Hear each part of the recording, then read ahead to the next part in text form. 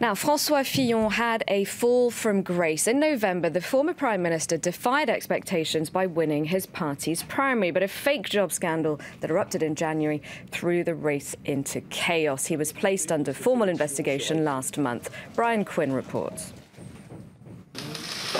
Just 3 months ago, he was the future president of France.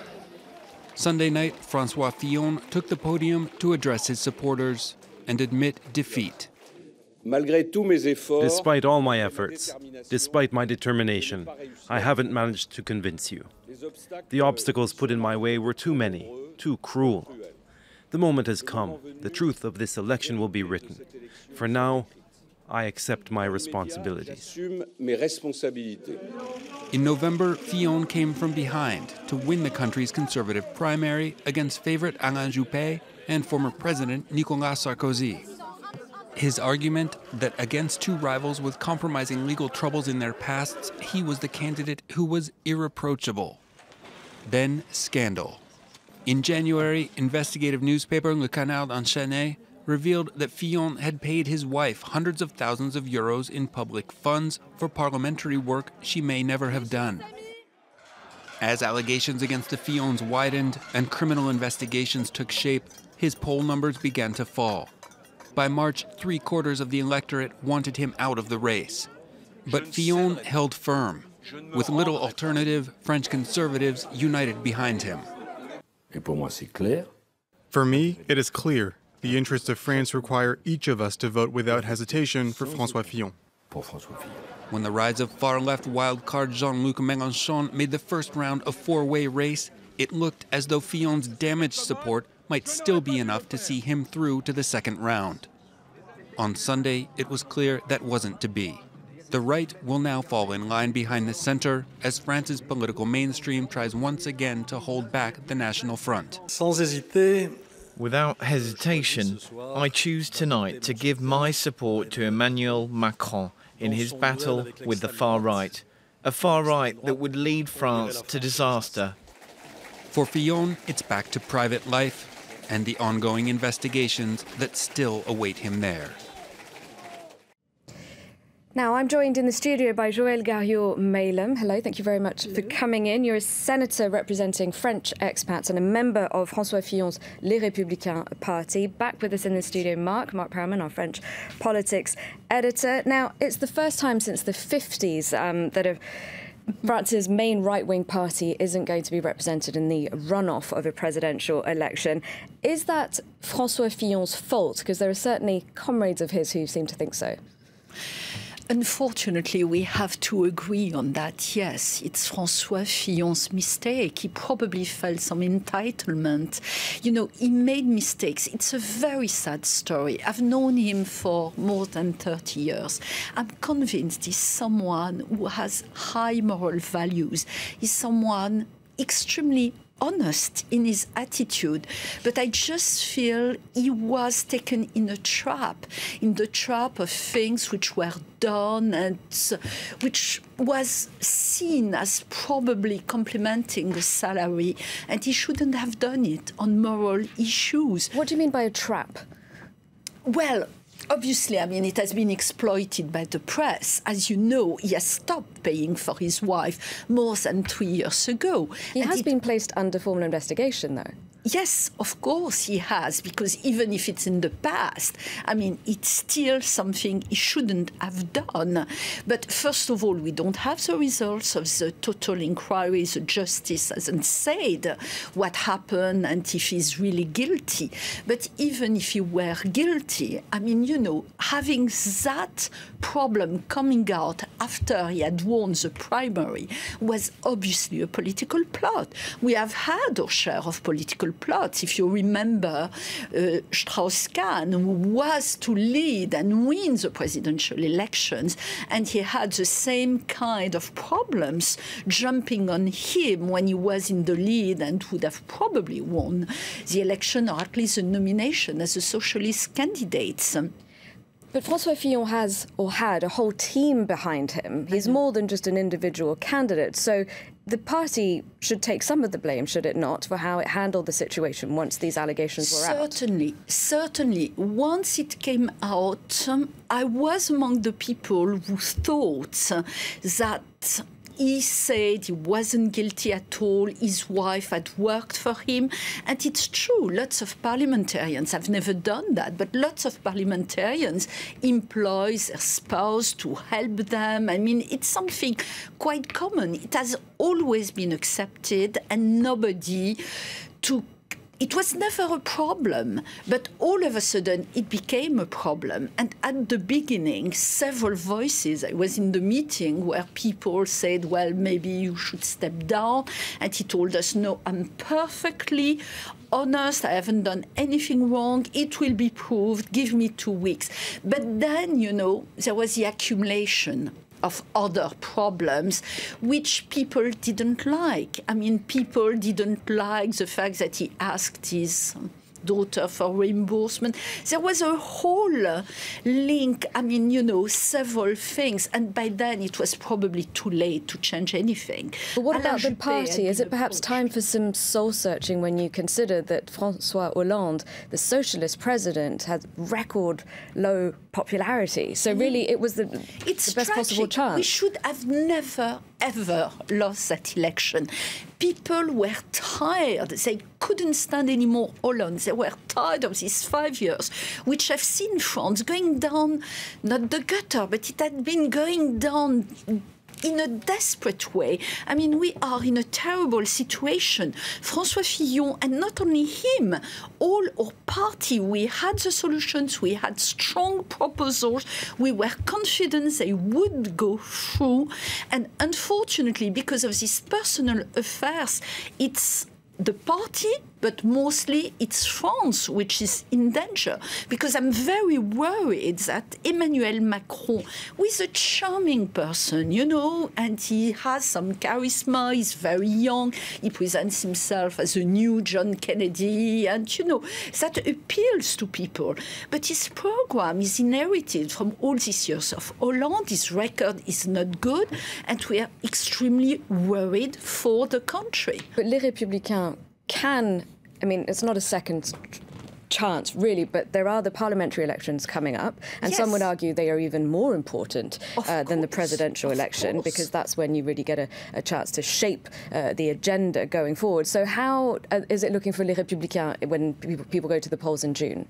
I'm absolutely sure will win these elections, because I think people will open their eyes. And once more, I don't feel they voted really for Macron. Some of them did, obviously, but many of them voted in the centre-right. They voted against Fillon just because of these problems that he had. But I think they adhere to our values, to our way of having the courage to move forward for France, reducing our debt, trying to decrease our unemployment. Unemployment is twice the size of Britain. It's incredible. France should never have been in that position, and there are people responsible for it. And I do hope the French people will see through all that, and they will vote for us in the legislative elections. I'm pretty sure of that. And we'll do everything we can to make that happen. It's the only solution. Marc, I'd just like to bring you in at this point, because you were saying before that if, let's say, the Les Républicains did come out on top, then we would be in a situation in France of a cohabitation. So that's where the president is of one party, or rather he has a movement, En Marche, and the prime minister of another. France has been in that situation several times, though. Yes, it has been in such a situation twice, but never in that same exact situation. When it happened, there were parliamentary elections in the middle of a presidential mandate. And so it was a different, you had a president, he was unpopular, and there were elections, and he was sanctioned. Now, this is a new slate. You have a new president, and you have new members of the National Assembly.